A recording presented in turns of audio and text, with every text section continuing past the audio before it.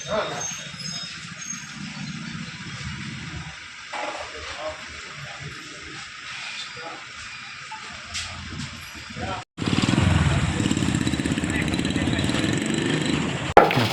મિત્રો, મહામંથન મંતવ્ય ન્યૂઝમાં આપનું સ્વાગત છે।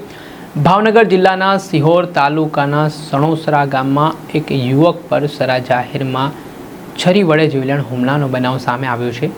ધોળા દિવસે આ જે જીવલેણ હુમલો થયો છે તેના કારણે સમગ્ર વિસ્તારમાં ડરનો માહોલ સર્જાયો છે ને આમાં પ્રેમ પ્રકરણ અને જૂની અદાવત કારણ માનવામાં આવી રહ્યું છે।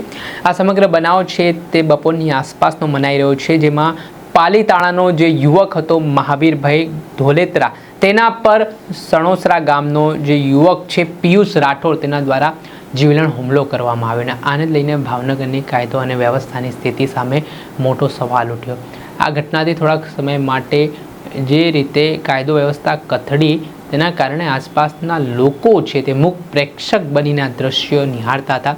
યુટ્યુબની કેટલી ગાઈડલાઇન્સ હોવાથી અમે તમને એ વિચલિત કરી દે તેવા દ્રશ્ય નથી બતાવી શકતા, પરંતુ આ ઘટના બાદ ઘટનાની જાણ સ્થાનિક સોનગઢ પોલીસને કરવામાં આવતા પોલીસની ટીમ તાબડતોબ ઘટના સ્થળે પહોંચી હતી, જ્યાં ઈજાગ્રસ્ત યુવક છે તેને તાત્કાલિક સારવાર માટે ભાવનગરની સરટી હોસ્પિટલ ખસેડવામાં આવ્યો અને આ મામલે જે પિયુષ રાઠોડ નામનો આરોપી છે, જેણે છરી વડે સરા જાહેરમાં આ હિચકારો હુમલો કર્યો છે, તેને પકડવા માટે પોલીસે અલગ અલગ ટીમો પણ કામે લગાડી છે।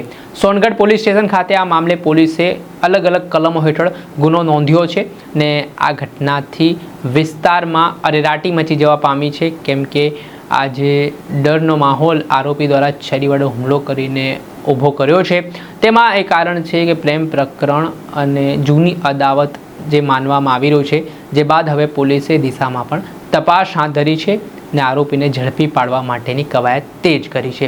ભાવનગરમાં છેલ્લા થોડા સમયથી જે રીતે અસામાજિક તત્વો કાયદો અને વ્યવસ્થાની સ્થિતિ કથળી રહ્યા છે, સામાન્ય બાબતોમાં ઉશ્કેરાઈને જે હિચકારો હુમલાની ઘટનાને અંજામ આપી રહ્યા છે, તેને લઈને પણ એક સુરક્ષા સામે મોટો સવાલ ઉઠ્યો છે। દર્શક મિત્રો, આવા જ વિડીયો જોવા માટે મહામંથન મંતવ્ય ન્યૂઝ જોતા રહો।